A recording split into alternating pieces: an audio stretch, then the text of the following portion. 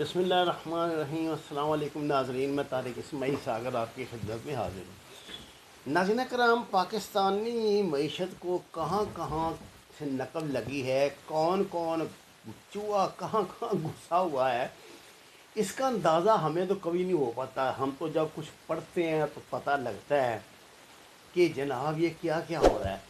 آج کسی صاحب نے پاکستان، میرا تو کچھ ایسا انٹرسٹ تو نہیں ہے، لیکن پاکستان کرکٹ کنٹرول بورڈ کے بارے میں کچھ ایسے حقائق بھیجے ہیں کہ میں مجبور ہو گیا ہوں کہ آپ کی خدمت میں انہیں پہنچا دوں۔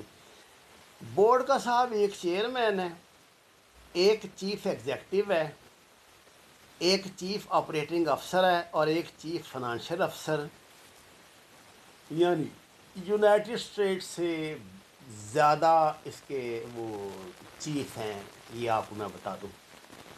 اور ذرا جگہ تھام کے پڑی ہے، سنیے۔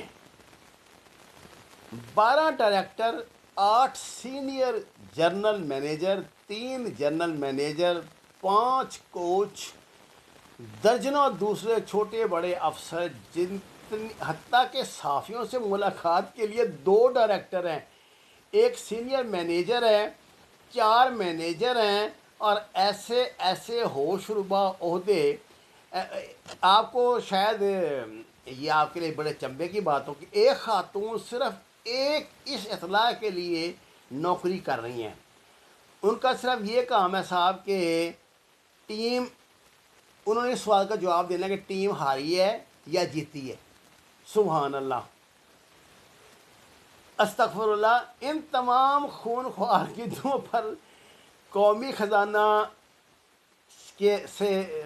خزانے سے دسترازی اور وحشیانہ انداز میں لوٹ مار کی جا رہی ہے۔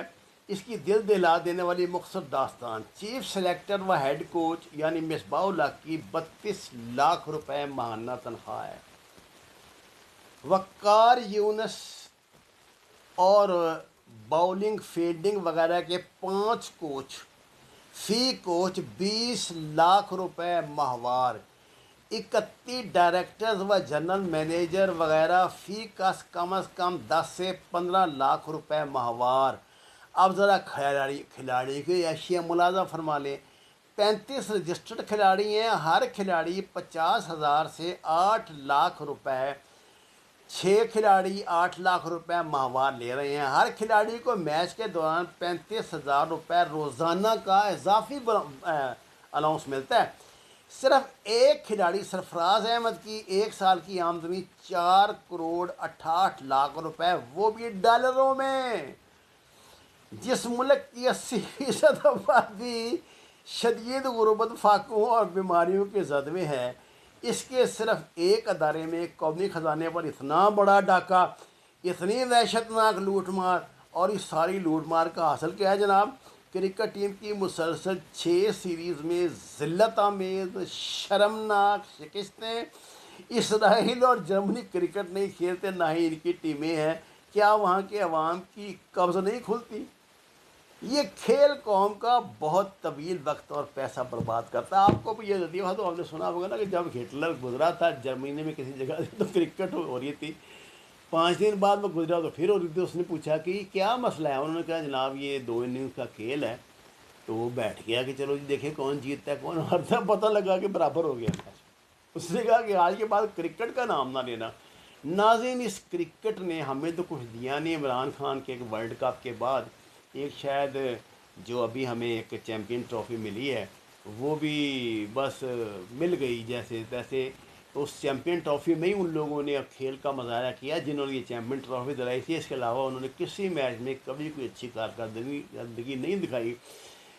کرکٹ کے کھلاڑیوں کے حوالے سے جو سکینڈلز اور داستانیں اور جو کرپشن کی کہانیاں، جو لوٹ مار اور جو میچ فکسنگ وغیرہ کی ہوتی ہیں، اور جو اس میں مافیا ہیں، جو اس میں جواریہ مافیا ہیں، یہ ایک لمبی اور نہ ختم ہونے والی کہانی ہے۔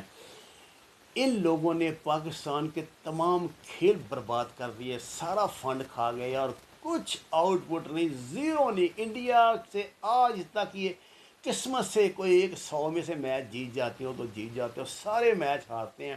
چھوٹی چھوٹی ٹیموں سے میچ جیت جاتے ہیں، جس کو یہاں بلا کے جیت لیا جائے، کوئی اور زمبابوے قسم کی کوئی ٹیم ہوئی، کوئی چھوٹی ٹیم ہوئی، اس سے جیت جاتے ہیں۔ مجھے سمجھ نہیں آتی ہاکی جیسے، والی بال جیسے، کبڈی جیسے جو ہمارے روایتی کھیل ہیں، ان کا بیڑا غرق کیوں کیا گیا اور ان ظالموں کو اپنے خون پہ کیوں پالا جا رہا ہے۔ وما علینا الا البلاغ المبین۔ ناظرین کرام، درخواست ہے ہمارے چینل کو سبسکرائب کریں۔ آپ کا بہت شکریہ۔